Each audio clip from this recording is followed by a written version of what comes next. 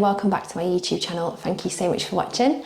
If you can please click the subscribe button, it'd be really appreciated, and please feel free to share any of my videos on any social media channels. This is a how-to of how to connect your Bluetooth device to any of the ID models. That includes the Volkswagen ID.3, ID.4, ID.5, the Volkswagen ID.Buzz, and also the Volkswagen Golf, as they all share the same entertainment system.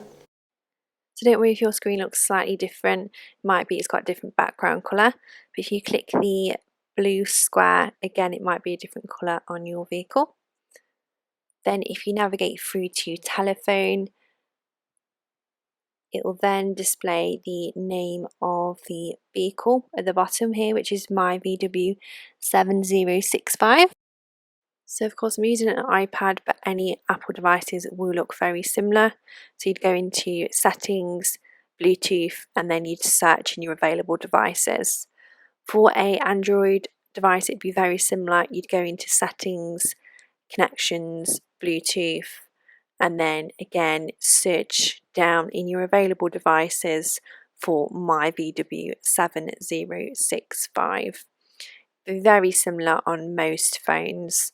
So again, you just go into your settings, connections or Bluetooth, and search in available devices for that my VW 7065.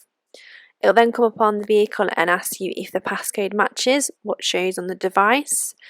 Most of the time it really does. I've never had an occasion where it doesn't. So if you just click pair and yes, making sure to pay attention to both the display on the screen and also on the device you're trying to pair up.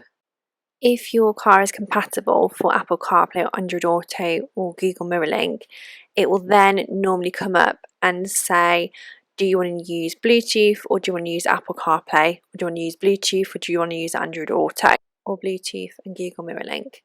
If you want to use that function, you'd click that option on the screen. If you click Bluetooth, it will just use normal Bluetooth connectivity where you can answer and end phone calls and play music through your phone. It won't mirror your phone onto the screen. So if you bought your car, maybe you're not the first owner and you have noticed someone else's phone is still on there and you'd like to get that deleted.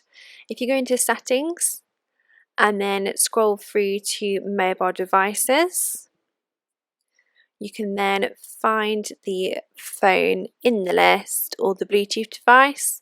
You can simply click the bin option next to the name of the device and that'll simply delete that for you.